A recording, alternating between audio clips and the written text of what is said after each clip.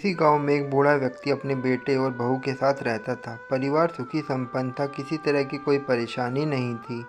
बूढ़ा बाप, जो किसी समय अच्छा खासा नौजवान था, आज बुढ़ापे से हार गया था। चलते समय लड़खड़ाता था, लाठी की जरूरत पड़ने लगी, चेहरा झुर्रियों से भर चुका था, बस अपना जीवन किसी तरह व्यतीत कर रहा था।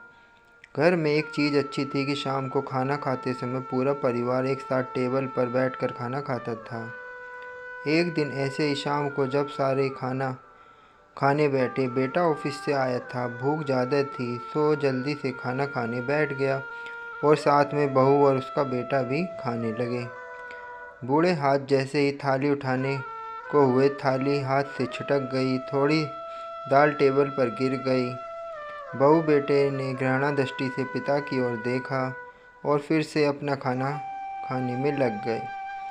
बूढ़ा पिता ने जैसे ही अपने हिलते हाथों से खाना शुरू किया तो खाना कभी कपड़ों पर गिरता, कभी ज़मीन पर।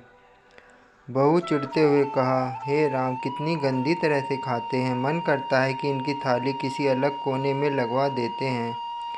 बेटे ने भी ऐसे सिर हिलाया जैसे पत्नी की बात से सहमत हो। उसका बेटा यह सब मासूमियत से देख रहा था। अगले दिन पिता की थाली उस टेबल से हटाकर एक कोने में लगवा दी गई। पिता की डबडबाती आंखें सब कुछ देखते हुए भी कुछ बोल नहीं पा रही थी। बूढ़ा पिता रोज की तरह खाना खाने लगा। खाना कभी इधर गिरता, कभी उधर। छोटा बच्चा अपना खाना छोड़कर लगातार अपने दादा की तरफ देख रहा था। माँ ने पूछा, क्या हुआ बेटे, तुम दादाजी को तरफ क्या देख रहे हो, खाना क्यों नहीं खा रहे हो? बच्चा बड़ी मासूमियत से बोला, माँ, मैं सीख रहा हूँ कि वृद्धों के साथ कैसा व्यवहार करना चाहिए। जब मैं बड़ा हो जाऊँगा और आप लोग बूढ़े हो जाओगे तो मैं भी आपको इसी तरह कोने में खाना खिलाया करूँगा। बच्चे के मुंह से ऐसा सुनते ही बेटे और बहू दोनों काँप उठे।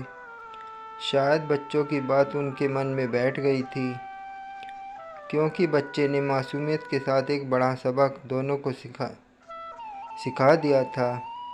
बेटे ने जल्दी से आगे बढ़कर पिता को उठाया और वापस टेबल पर खाने के लिए बैठाया, और बहू भी भागकर पानी का गिलास लेकर आई, पिताजी को कोई तकलीफ ना हो। इस कहानी से यह शिक्षा मिलती है, माँ बाप इस दुनिया की सबसे बड़ी पूंजी है। आप समाज में कितनी भी इज्जत कमा लो या कितना भी धन इकट्ठा कर लो, लेकिन माँ बाप से बड़ा धन दुनिया में कोई नहीं है।